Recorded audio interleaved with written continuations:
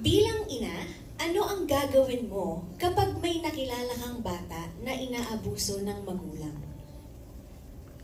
Hindi ko siya kikidnapin. Hindi ko siya sobrang... Sorry, nare-relate ko kasi yung nangyari kay Ana. Pakiramdam ko, kahit naman hindi ako isang ina, at sana ganun din yung lahat ng tao, di natin kailangan sana ma-experience magkaroon ng anak para malaman kung ano ang tama sa mali. Para magkaroon ng lakas ng loob na lumapit sa mga taong mas may alam kung ano ba at paano solusyonan ang mga bagay. Kasi iba din kasi yung child abuse. Kumbaga sa ibang bansa, may makita ka lang na batang nagtitinda, child abuse na yun, pero dito sa Pilipinas, we see it everywhere.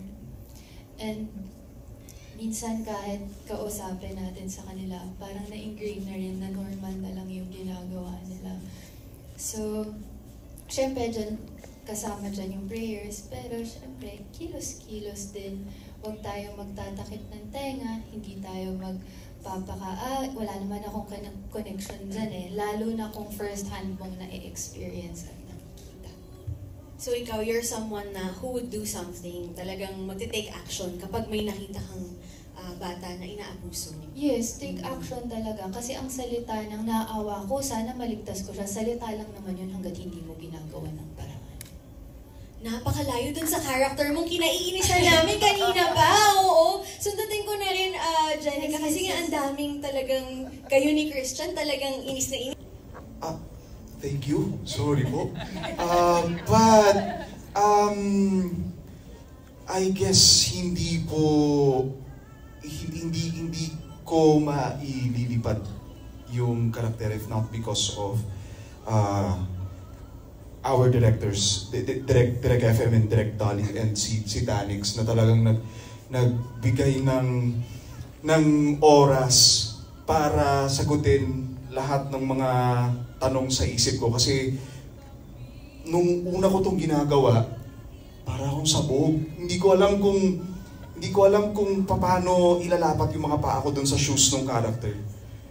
But sa patience nila, umokay naman, awa ni God. Thank you. Salamat. Yun. Thank you po. Mas pagrabi pa po ito ng pagrabi. Sana wag niyo akong pukpukin ng payong sa labas. So wala pa tong napapanood namin? Wala pa yun? Abangan nyo pa? Wala. May tataas pa yung sungay ko dito. Ay! Yes, Jenny. Handa ako sa bashing. Parang pakiramdam ko kapag hindi ako nakakuha ng bashing, baka hindi ko nagawa ng tama yung trabaho ko.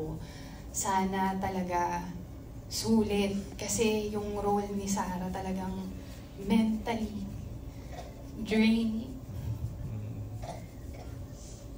Yeah. Sobrang gusto na namin mentally draining talaga siya. Ang hirap kapag ilalagay mo yung sarili mo sa posisyon na kailangan mo ng lalaki para mabuhay. Na parang trinabaho mo na hindi maging ganun. Trinabaho mo yung lakas mo na kaya kong tumayo mag-isa. Tapos ibabalik mo yung karakter mo sa isang babae na hindi kayang tumayo sa sarili niyang paa kung wala yung nobyo niya. Ang hirap. Yung feeling kong taon kong pinaghirapan na pagtagumpayan dahil sa isang proyekto, kakalimutan mo na lang ulit para magawa mo ng wasto. Yun. Kumbaga taliwas to sa values mo as a person, pero para sa karakter, kinailangan mong ilagay yung sarili mo ulit dun sa ganung sitwasyon. So, grabe yung sakripisyo na yun, no? Na ginagawa ng actors natin sa Saving Grace. So, we can see na hindi lang to basta-bastang congratulations dahil napaka-effective. Oo, at sobrang believable talaga pag pinapanood namin kayo. Okay, thank you for your sacrifices. Yes, hindi madali yung ginagawa ninyo. And this time naman, let's go to Mr. Chito. Paano mo pinaghandaan ang role na ito bilang si Chito na isang bad guy?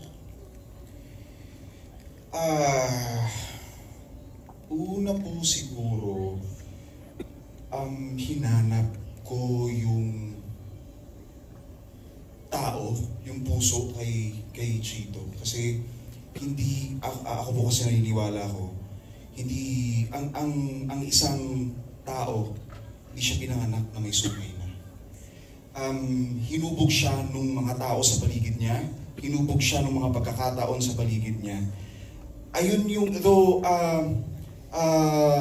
wala sa script, no? Pero si Danix and ang mga directors ko, generous enough to give time para ipaintindi sa akin kung saan nagmula si Chito. Ako kasi yung type po ng actor na hindi ko mabigyan ng hininga yung isang karakter nang hindi ko alam kung saan siya nagmumula. So, yung kanina nabanggit ko, at first parang nangangapa ako. Hindi ko alam kung paano ko ibubuhayin yung karakter dahil ayoko naman nung basta ka lang masama. Ayoko lang ng basta demonyo ka lang.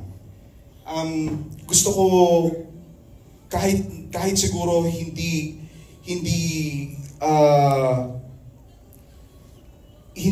klaro kung ano yung pinagmula ni Chito, gusto kong makita yon sa mga mata ko siguro. Sa bawat eksenang ibinibigay ko. Yeah. And just like any other characters na ginagawa ko, prayers talaga na makabalik ako sa sarili ko. Oo, kasi when I portray a character, binibigay ko kasi talaga yung buong ako. Which is minsan nakakatakot, pero wala, mahal ko itong ginagawa ko eh. Ganun katindi yung preparation, nasamahan na ng prayers. Oo, lagi naman. Oo. Prayers talaga. Before and after kung gumawa ng isang eksena, laging prayers. Lalo na sa characters niya, sabi nga ni Jenica kanina, emotionally draining talaga and mentally, no?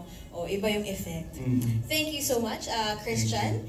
And now, for Sir Eric. Okay, so, the question is, gaano kagaan o kabigat ang role mo sa Saving Grace bilang abusadong magulang ni Mary Grace o bilang isang kontrabida? Medyo napahagingan nyo na to kanina na talagang napaka-bigat nga nito at mentally draining. But would you like to expound on this? May gusto pa ba kayong i-share? Umabot na ba sa pagbe-breakdown ito dahil sa bigat? Mabigat dahil it's like a representation of my napagdaanan ko kasi yung mga napagdaanan ni Grace. Yun, dati na ako din ay nakaranas ng physical abuse. Emotional, verbal, mental abuse. At yung nung nai-offer sa akin yung project, isa lang yung sinabi ko sa sarili ko, it's about time for me to heal. It's about time for me to heal through grace. Ipapanalo ko ni Grace. Ang tawag nito,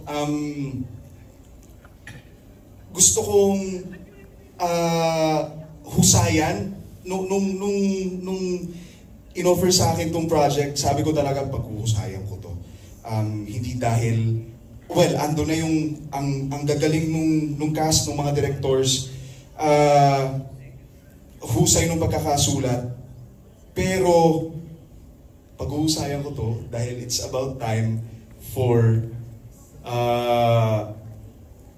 people like Chito to be seen and to be heard. Kahit wala doon sa script kung ano yung pinanggalingan ni Chito, pero sana yung mga bata na kagaya ni Grace before, ay may panalo ng serye na ito, na at the end of the tunnel, merong liwanag talaga. meron at meron. Napakalalim pala ng pinaghuhugutan ni Christian for this role. Thank you for sharing that. Hindi madaling aminin yun, no, sa buong mundo.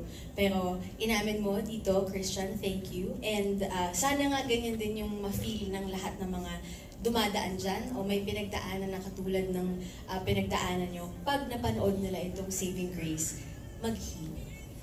Thank you, Christian. Okay, now let's go to our next question. We're down to our last two po. This is for